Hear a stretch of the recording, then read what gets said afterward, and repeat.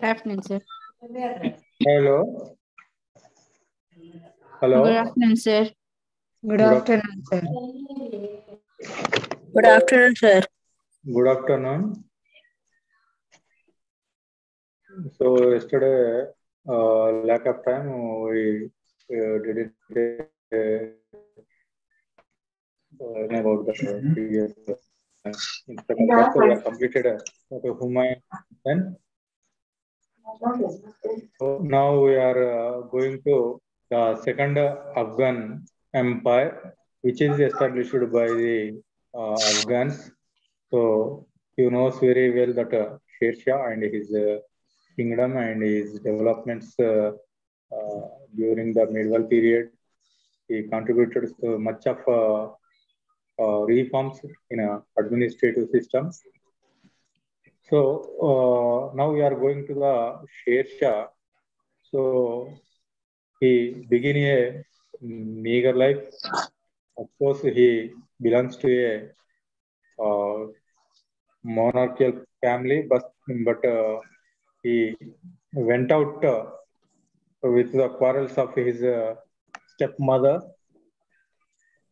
That's why he faced so many problems during his childhood. So here we know about that Sher Shah. The career of Sher Shah.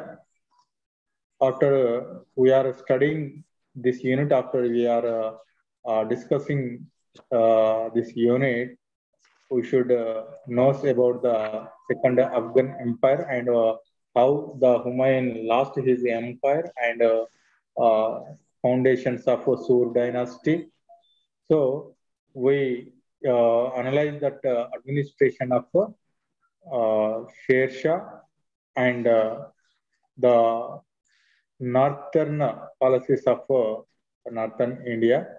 So now the Sher Shah, when he was defeat to the Humayun, Humayun repelled to Persia. He have stayed there at 15 years after the death of Sher Shah. He would return back to pavilion. So now within the 5 years, the medieval in the medieval period, so many emperors are ruled throughout the world, but Sher Shah, one of the glittering prince during the medieval period. Please, ma.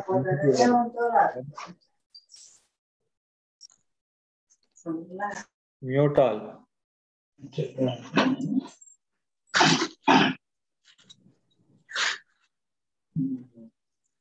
Badam Karthik, mute your phone. Sir, is it me? So, Sher Shah belongs to the Afghan clan. So, their ancestors came to Afghanistan. During the Delhi Sultanate, they were worked as chieftains and soldiers, and various positions they are held. And Sher Shah was born at 1472 during the Lodi Sultanate. So he was originally known as Farid. So Farid belongs to a Sur dynasty. So Sur dynasty established the foundations at Bihar as his grandfather held the position as a Jagirdar of Sasaram. Jagirdar of Sasaram. He was named as Ibrahim Sur. After his grandfather, his father ascended the throne as a Jagirdar. So afterwards, his father was Hassan. So he came to India from Afghanistan to settled Hastinapur at Punjab. First, he settled at Punjab. Afterwards, he migrated to the Bihar. So there he was held the so many positions. Hassan Khan properly didn't care about Farid, who is the elder wife son of Farid. He denied by all those love and affection and such that things he so far from the family as well as his father. So that's why he entered at the age of 22. He went to the independent employee at the Bijapur Sultanate and Jamal Khan, where he stayed with once a master of his grandfather. So Farid knows their Arabic, Persian, and other studies are he held there. And Jamal Khan soon brought about a reconciliation between the Farid and his father. So, as a result of it, Farid was appointed as a deputy of his father Jagir's Sasaram and Kavaspur. So, those are both of the territories located in Bihar. So, Farid established a remarkable marks abilities, and he proved as a good administration in his early stage. That's why Farid from at the beginning of 1497 to 1518, almost all 21 years, he held that administrative positions successfully, and he named became a good administrator.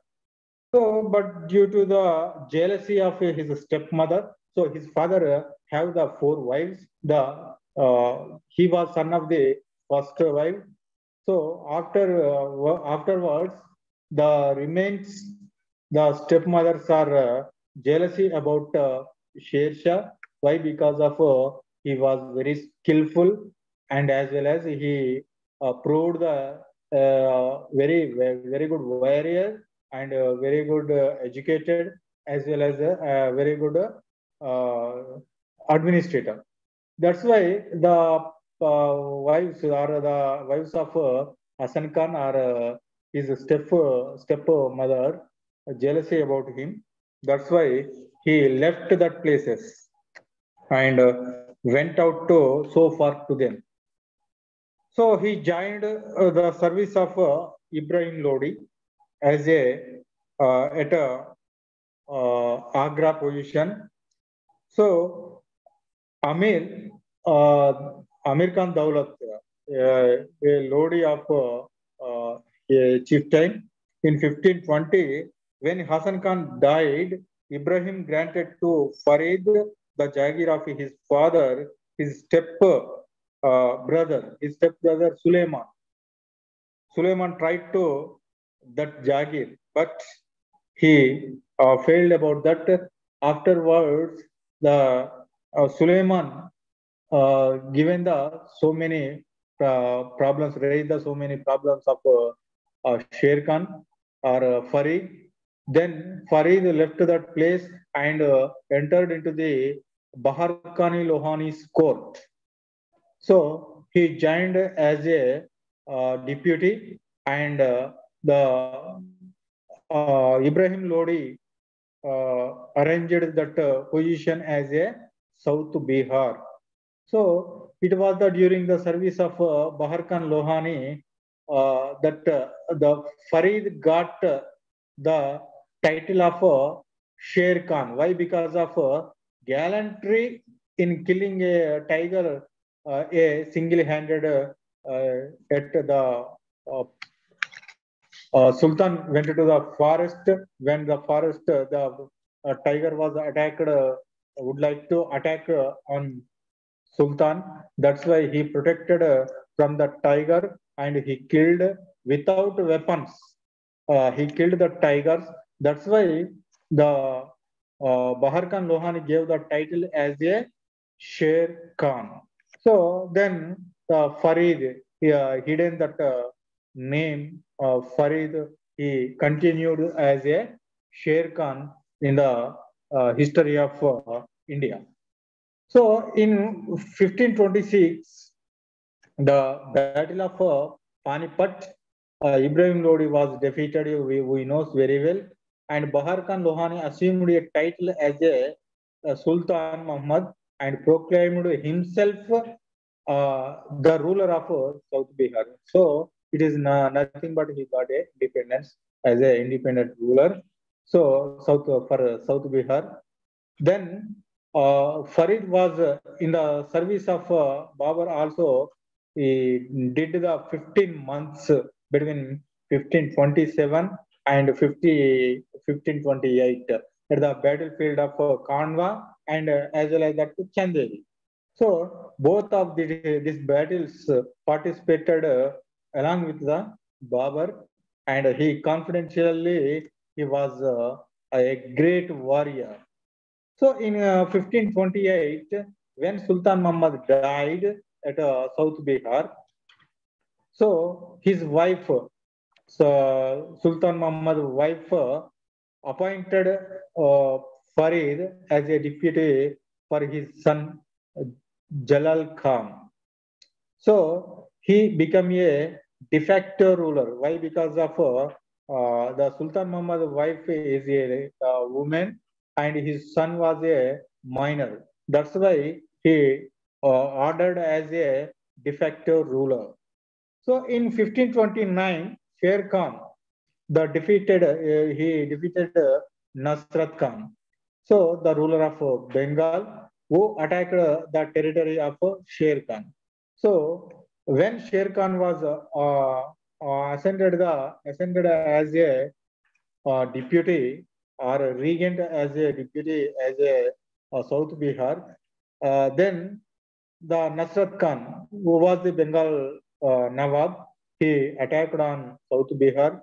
So successfully, Sher Khan was defeated him, and the Lohani nobles of South Bihar conspired against the Sher Khan. Why? Because of he was a de facto ruler.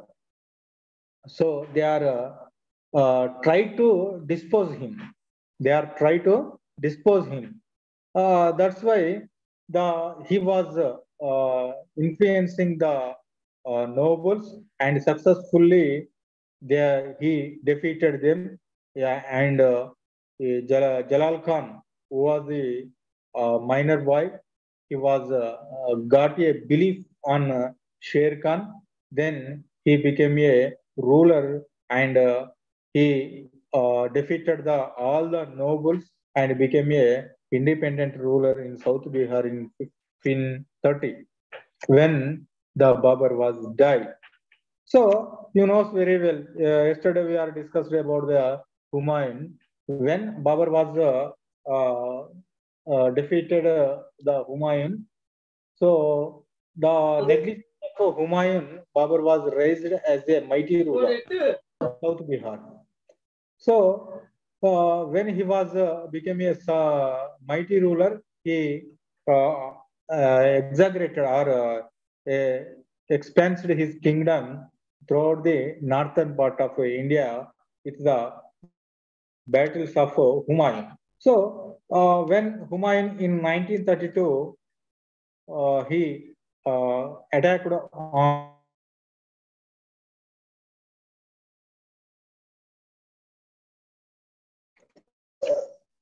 Jayagruha. So Muhammad Lodi defeated by Humayun in 1532 in the Battle of Jayagruha. Sher Khan became a leader of this our Afghan. So tried to regain the supremacy for the Afghans in India by the defeating of Humayun, the Mughal emperor. So the first encounter between Sher Khan and Humayun is uh, Chunargarh, the Battle of Chunargarh or Chunar War. The Chunar War in 1532. So in that battlefield, Humayun laid siege to the fort of Chunargarh. After 4 months, Humayun made peace with the Sher Khan, who accepted the suzerainty of the Mughal emperor. So he was there is no support of other Afghans. That's why he surrendered to Humayun and he accepted his Humayun's suzerainty. That's why he became first of all, he became protected himself. So Sher Khan was allowed to retain Chunargarh and rule over the South Bihar. In 1534, Sher Khan or Muhammad Shah of Bengal attacked on South Bihar. He was defeated by Sher Khan in the battlefield of Surajgarh. Surajgarh battlefield at 1534. He defeated the Muhammad Shah, who was the Bengal ruler. So in this regard, this again brought Sher Khan into the confrontation with the Humayun for help. So 1539 in the Battle of Chausa, 1539 in the Battle of Chausa, Humayun was defeated by Sher Khan, and Sher Khan was got a more courage about defeat of Humayun. So then Sher Shah e Adil, he got a title. In 1540, Sher Khan or Sher Shah annexed the Bengal, who was the Muhammad Shah, the provincial ruler of Bengal. So he defeated him and annexed the South Bihar dynasty. So in the same year, in the Battle of Bilgram near Kanauj, you know very well. Yesterday we are discussed about that Humayun's that defeatance of Humayun's that Bilgram war. So he occupied the territory of Agra and Delhi. He repelled to Gwalior. So the Chinar fort totally occupied. So he was tied around the Humayun at on the way of Gaur. So then Humayun was there is no chance to go to battlefield. That's why he was look at the back and he repelled by the Sher Khan at Lahore. So in 1540, where vacated that Humayun, Delhi and Agra, then Sher Khan became a ruler as a Sher Shah. So he founded that second Afghan Empire. So when he was ascended the throne of Agra and Delhi, so the Bengal ruler was Khizr Khan, tried to got independence, and he became a rebellion of Bengal. So himself he went to the imprisoned the governor and took steps to prevent the revolts in future. So afterwards, he as the emperor. So until now, we are discussed his early life before the emperor. So when he his childhood, he faced so many difficulties, the difficulties of family problems and his father and his stepmother. So when he was childhood, he faced that problems. Afterwards, he went to Baharkan Lohani court as a courtier. He faced there also administrative problems, and he went out, and then he went to South Bihar. Then he joined as a deputy regent after his minor emperor. So he became the de facto ruler. As a de facto ruler, he expanded his kingdom as a de facto ruler. So he surroundings the South Bihar to Bengal and Chunar and Kanuj, as well as the Agra, and he between the Ganga and Sindhu. The plain was gradually occupied by the Sher Khan. So when he in 1540, when Sher Khan was defeated to the Humayun, then he became a ruler of Hindustan as a Sher Shah. Sher Khan became a Sher Shah. So as a Shah or as a emperor, he also got so many victories, and he defeated the rebellions. So like the rebellions in 1542, the Malwa rebellion, he successfully defeated. So Malwa is located in the bridge of north and south. So it is the middle part of the plain. So the Malwa was captured by the Sher Shah and Qadir Shah. So he surrendered the next. He after the occupation of the Malwa, he moved to towards the Gujarat. So and as well as the Mandu. So he went to Mandu. Mandu is you know about that the Rajput clans, Rajput area. So Sher Shah attacked that basin, and in the same year, Sher Shah General Habib Khan Naiz conquered the Multan and Sindh, the states of the provinces of Multan and Sindh annexed to Sher Shah's empire. And another important prince during his time, the Maldeva, the Rajput ruler, Maldeva is resulted in the conquest of so many towns. Like the towns, he occupied so many towns. Like the towns were Nagara and Ajmer and Jalore and Bihar and Jodhpur. So these provinces are annexed in the empire of Sher Shah. So Sher Shah attacked on Rajput clans. So the Rajput kingdom of Mewar also, which is ruled by Rana Uday Singh. So somebody sir asking me yesterday. So Rana Pratap Singh, the battlefield of Kanwa and Rajput clans.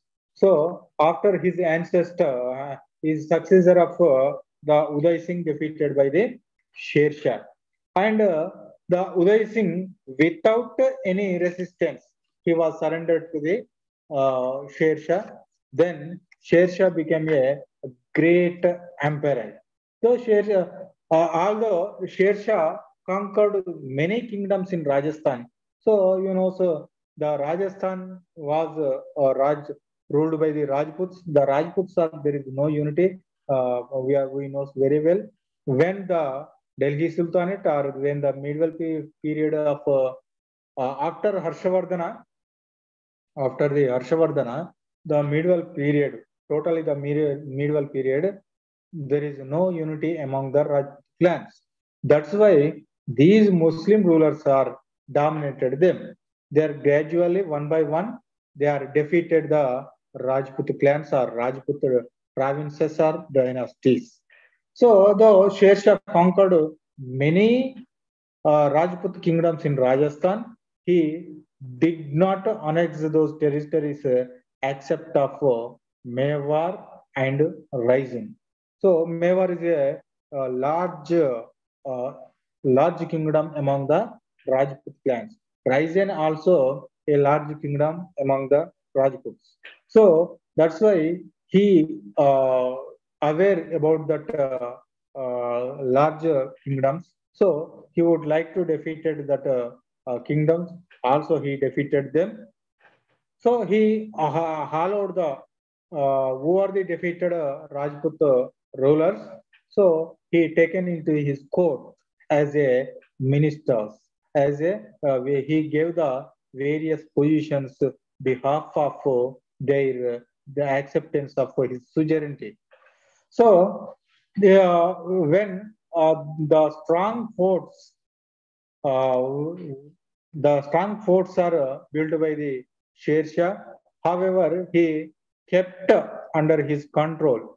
So Kalinjar and Bundelkhand were also captured. You know, Kalinjar, it is the mighty fort in medieval period.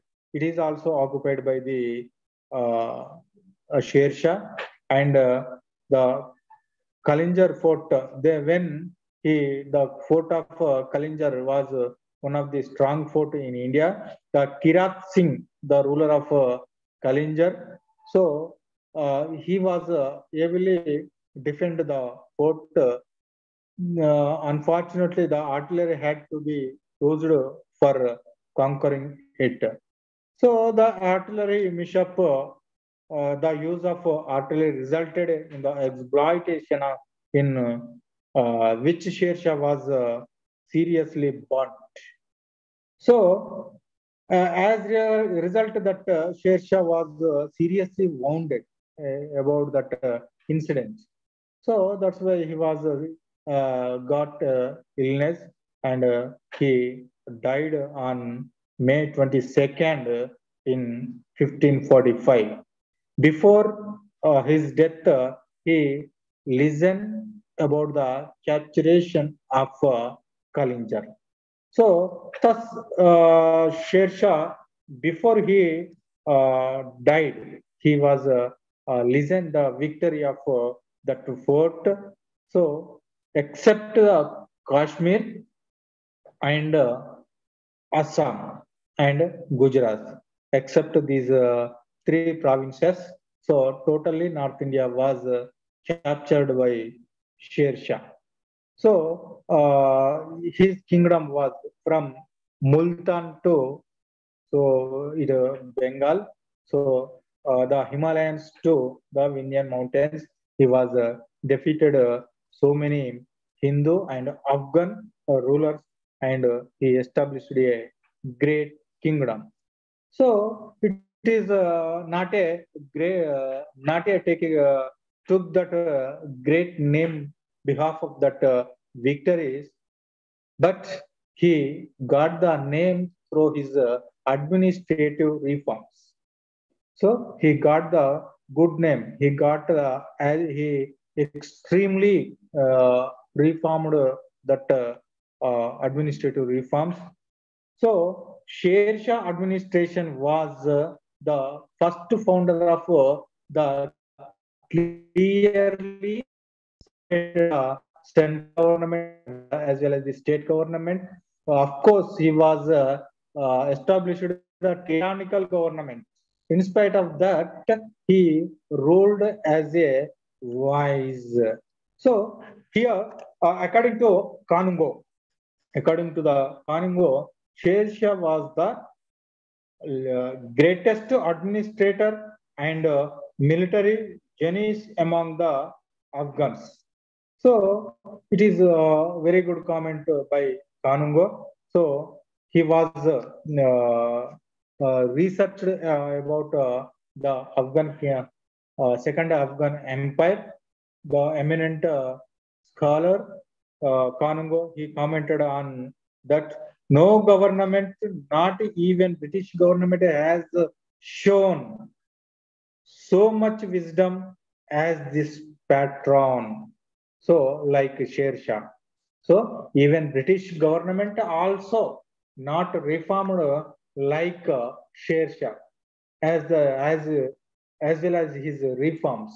So the central government he found established that mighty central government through the four number of ministers. The central ministers they are treated as ministers, but they are executive officers.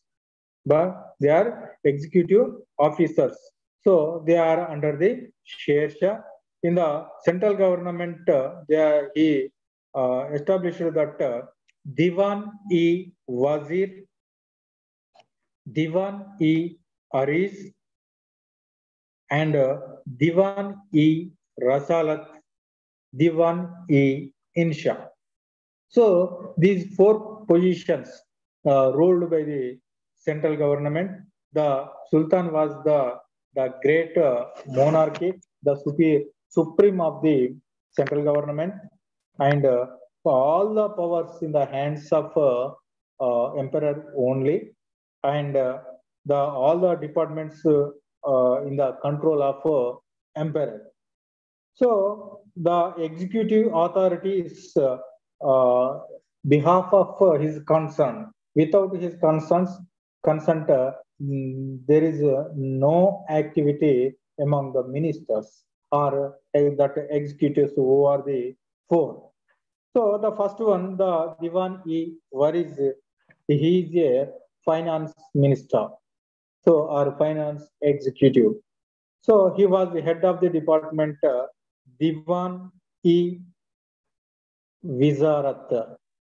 So Diwan-e-Vizarat and looked the after income and expenditure. Any economic minister also did like this.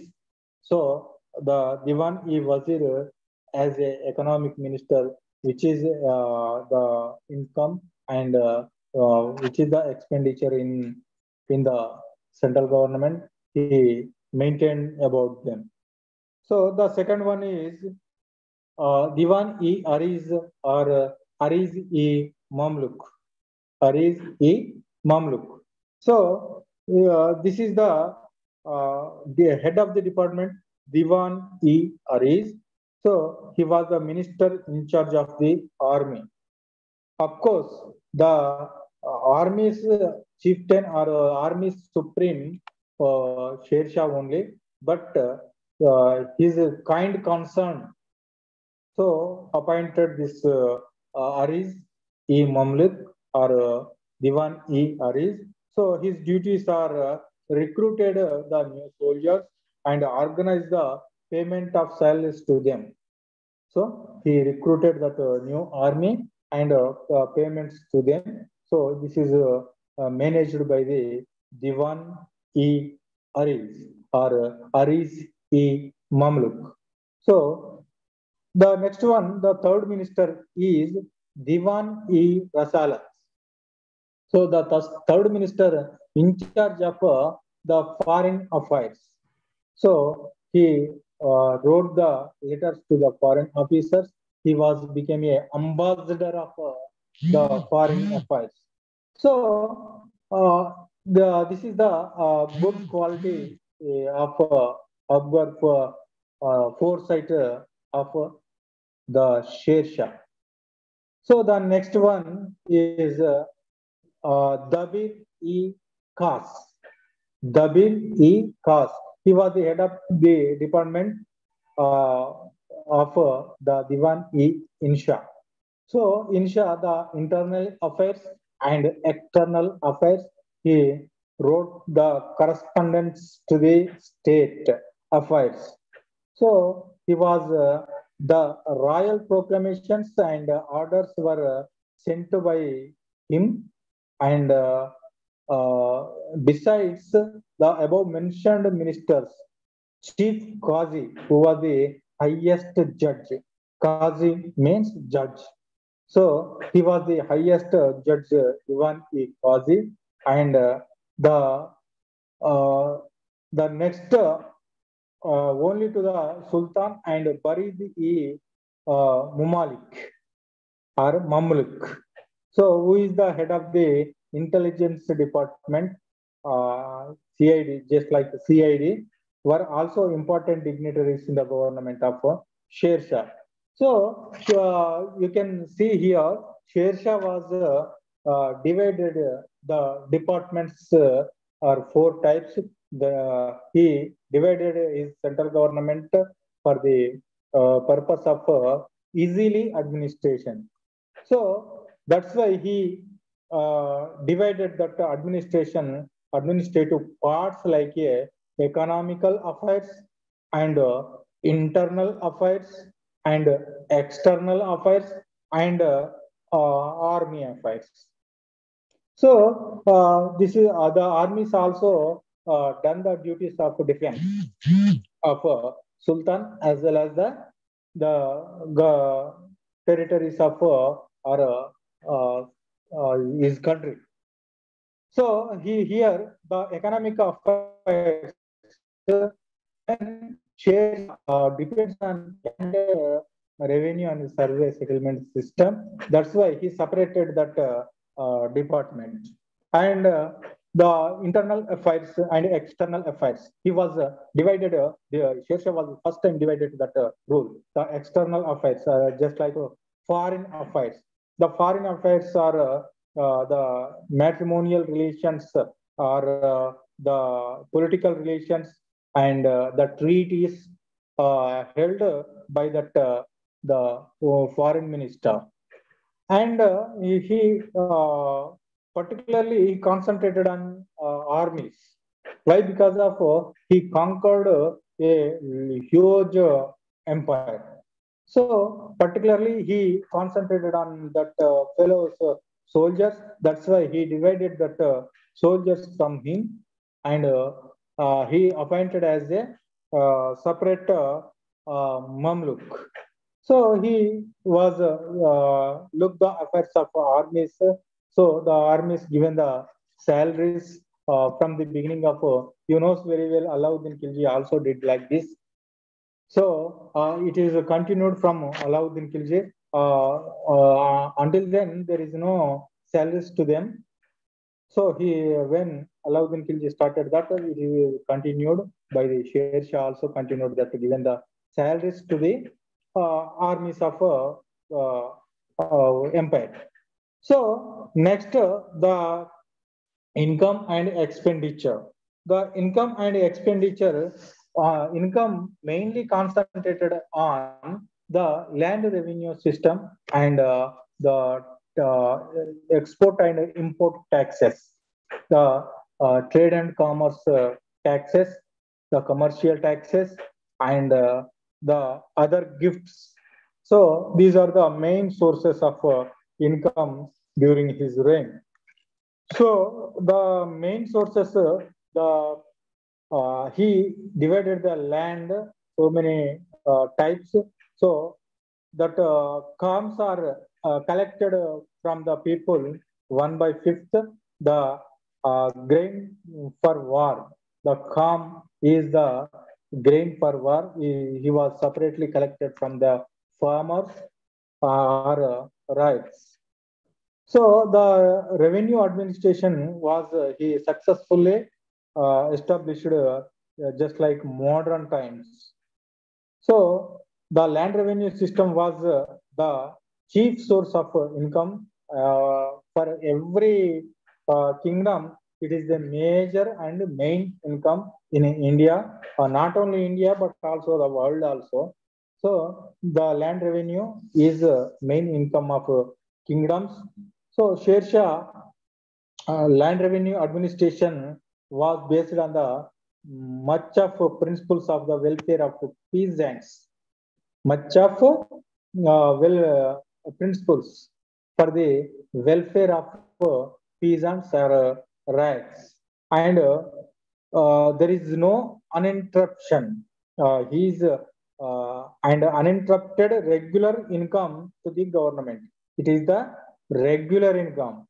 So his system of revenue administration was one of the best in a medieval period or medieval India.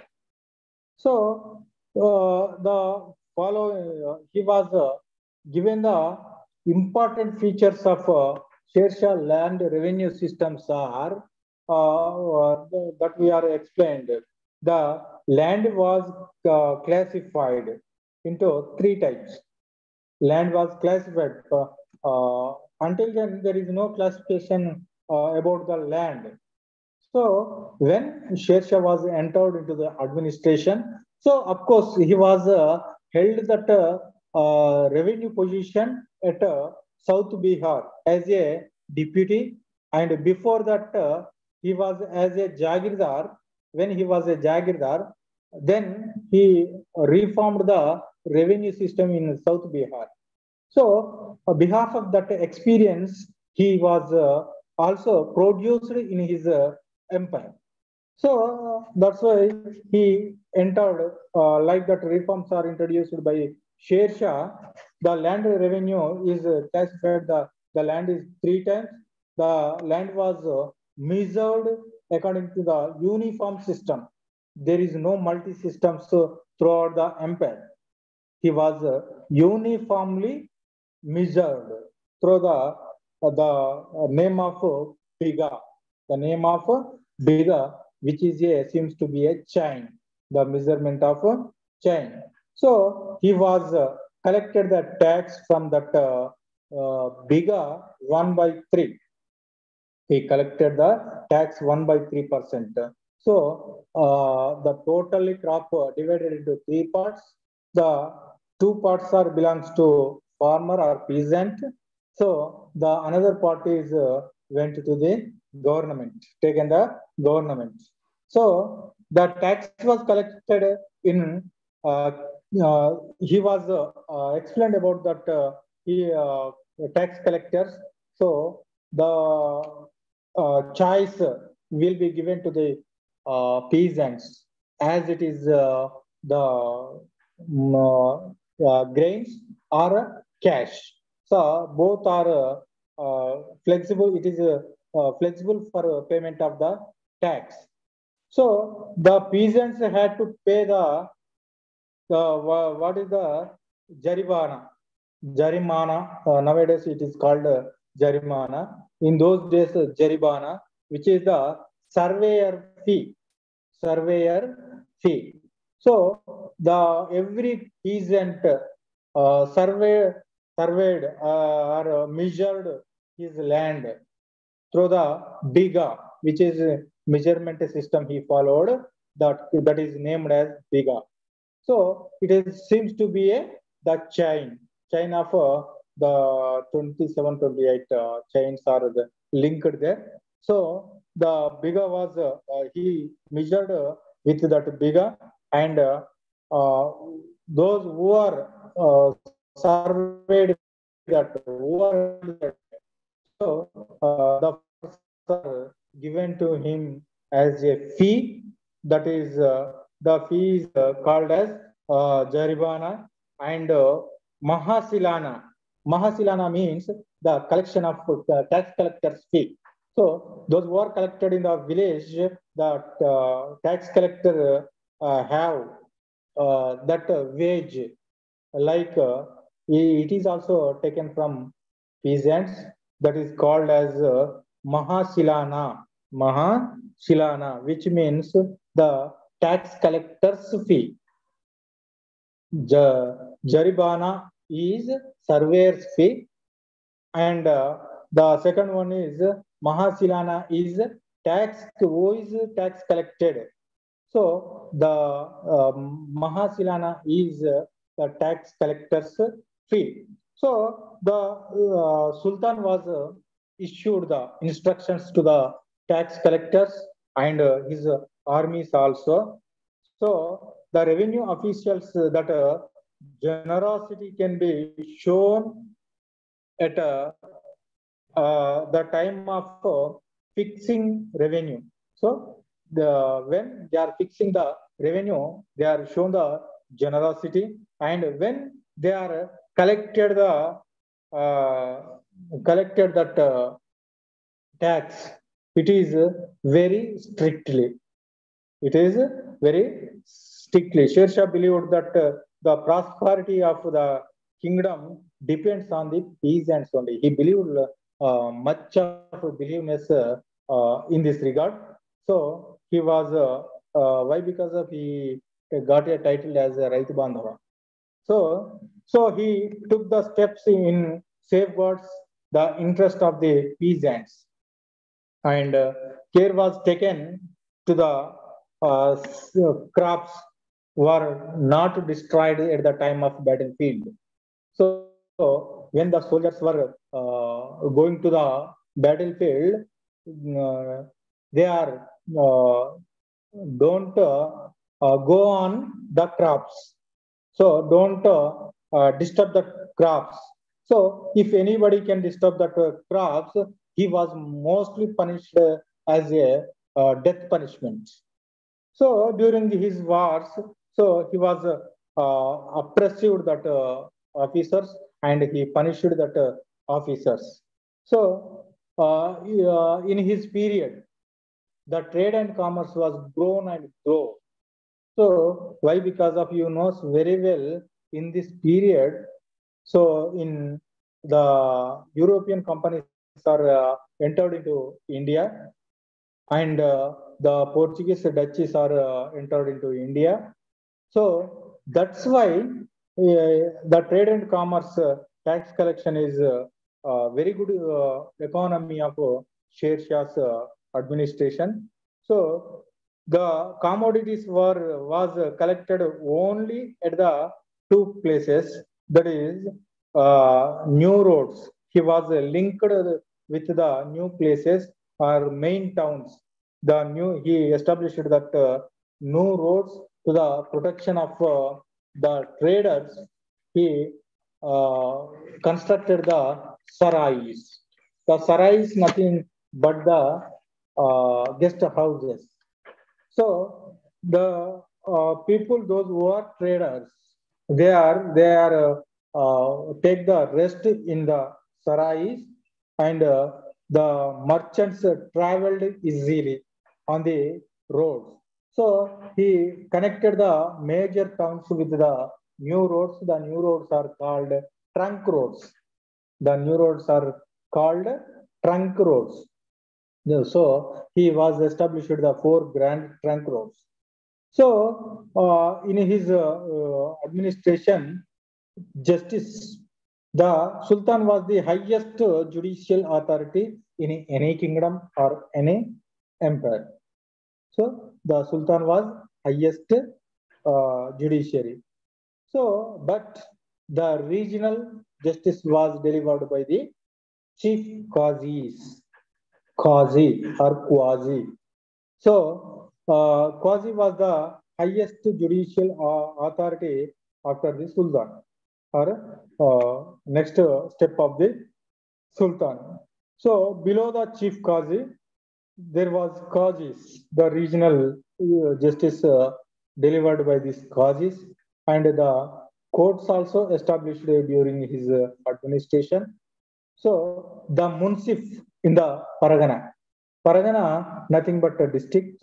So the Munsif was the chieftain of that Pargana, and the Munsif-e Munsifan, Munsif-e Munsifan, and Shikdar-e Shikdaran. In Sarkar also had the judicial powers. The administration given to the two people, that is Munsif-e Munsifan and Shikdar-e Shikdaran. So these two people ruled in the Sarkars. So Sher Shah was famous ruler for the justice. He decided to the justice without discrimination in his court. So the guilty were punished severely, even if they were rich or related to him. If they are lords, and if they are family members of his family, in spite of that, he punished them without mercy. So the punishments of punishments are very serious. So during those days, very barbarian and gothic punishments are there. So so eye for eye, leg for leg. So these type of punishments are taken that people during the Sher Shah's administration. The execution and there is no execution. So cutting of limbs and imprisonment and flagging and were the some of the punishments the who was the defectees. So the police duties also ruled, did by the Dharogas. So in village criminals were not detected, the village officials were punished. If the village thieves or criminals are not detected by the village officers, then the village officers were punished. Why? Because of there is no dedication of their duties. The loss from the benefit of the judiciary, and there is no the careful of on the village. The village officials are punished, and they are if there is a thief, they are also severely punished. The what is that? The penalty is taken from the villagers, like ornaments and the animals, like the type of punishments are the penalties are did. So the intelligence department was mostly activated during the Sher Shah's reign. The intelligence department, like that Sher Shah, the espionage system, efficient espionage system. The spies were appointed in all important places and to keep the Sultan informed about the activities in his kingdom. So the news carriers also acted as spices. So the efficient functioning of the intelligence department contributed the political and administrative succession of the Sher Shah. So the provincial administration was divided into so many parts, like that parganas and sarkars and talukas and as well as villages. So here the provincial administration was given to the his near and dears. So or his relatives also. So the regarding this existence, the provinces in the time of Sher Shah, there is no controversy among the scholars. So Dr. Kanungo has stated that Sarkar was the largest unity in administrative under the Sher Shah. There was Subhas in his time, or it is particularly there is a no controversy upon it. So the sarkars and parganas and talukas and villages, these are administrative divisions. There is a so many what are the provincials are Bengal province and Sindhu province, Multan province, Rajputana province, and northern provinces and middle provinces. So just like this, the provinces are called as that. The provinces or provincial governments are ruled by his near and dear or his family members and his sons, and who are much believable persons are held these positions. So next step is sarkars. The sarkar is one of the administrative part in Sher Shah's role. So each province divided into sarkars.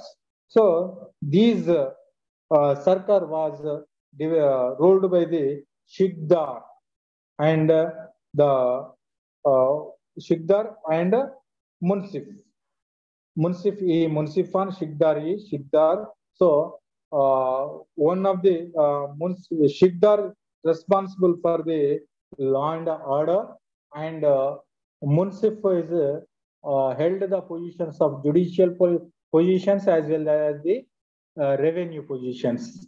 So these type of positions also go to the Parganas also. The Pargana also the what is the Sarkar divided into the so many Parganas.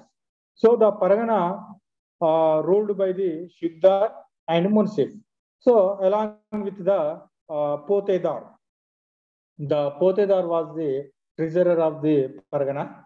So Shikdar, there is no confuse between the Pargana and Sarkar. So Sarkar's position is held by the Shikdar E. Shikdaran, and next one is Munsif E. Munsifan. So here also the Pargana only Shikdar and Munsif. So along with the Potedar. Potedar is the treasurer of the Pargana government. So the writers also here, the writers are called as Karakuns, Karakuns or Karkuns. So the Shikdar duty was the maintenance of the land order as well as that Sarkar. And the Kanungo also maintained that recording the land revenue systems. So this is written in dual languages. The dual languages are Persian and Hindi languages written the records. So after the Pargana, there is a taluka, but this taluka was under the Parganas, under the Pargana officers. So the next position, the last and best position is that village. The village administration of the village was in the hands of hereditary officials, just like Jamindars, Jamindars are Patels, Patwaris, and Chaukidars. These fellows are the hereditarily the officials of the villages. Why? Because of they have much of land in their hands and much of wealth in their hands. That's why he was. They are ordered in the common people of the village and common occupational people of the village. That's why the judicial powers also be in the hands of Chaukidars and Patel Patwaris. So the village officials are collected the tax. The tax was maintained maintenance of land order the Chaukidars and Patwari. Patwari was, very well recorded that land revenue systems. The Chaukidar was general administration and land order maintained by the Chaukidar. So now the transfer of officials. So the transfer of officials were every 4 years the officials were transferred by the Shersha. Why? Because of there is a change, there is any strongness of the employees. They would like to expect that by a bribery. That's why he changed every 4 years that officials. So the he was previously I explained about the roads. The roads connections is Bengal to Punjab and Deccan to Lahore, Lahore to Delhi. So he laid the foundation for grand trunk roads for the trade and commerce easily. So roads between Agra and Jodhpur, roads between Lahore and Multan, roads between connecting with Agra and Burhanpur. So he maintained his good name was came from the introduction of the currency. So dam, which is known as the our rupee, made by the came from that dam. So the dam was 180 grains weighted and containing that 175 grams of silver and 5 grams of that copper. So it is very much the what is that qualitative coin, a very good quality coin during the medieval period. That's why it is very dominated until the British rule also. So the procedure of administration was So he was administered as a he was director of Mughal Empire, and his administrative systems followed by the next ruler of Akbar, who is the greatness occurred that Akbar. So in during his reign, Sher Shah was built the many constructions like the Purana Killa in Delhi, built by him, and the Gol Gumbaz, when he alive, it is built as a uh, tomb. So his religious policy also tolerated the other religions. He focused on Hindus, and he did not uh, treated that discriminated that Hindu people. He appointed the skillful Hindus as a chieftains of armies, and his court. So many are the when the battlefield, when the Rajputs or other Hindu families, soldiers or chieftains of the armies or kings or kingdoms, when he occupied, he did not attempt the women and children. So he honored them. That's why he was a very good ruler in medieval India. So Sher Shah was a great and greatness ruler during the medieval period. He was glittered as a prince among the medieval period. Nobody can take in the good reforms as Sher Shah as like. Okay, thank you, one and all. Meet you again next time. If anybody can Thank you, any sir. doubts, we will discuss. So I request you that you can take you should take that screenshots who are attended our class and keep it me or in the group. Thank you, one and all. Thank you, sir.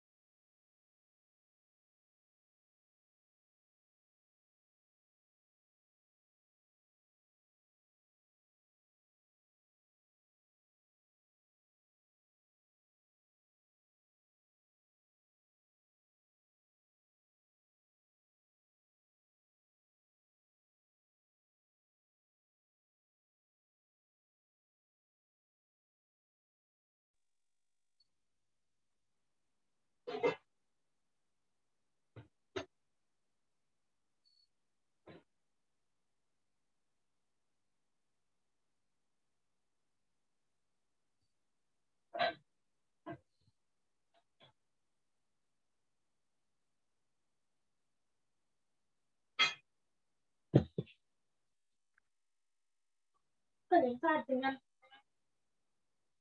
71%.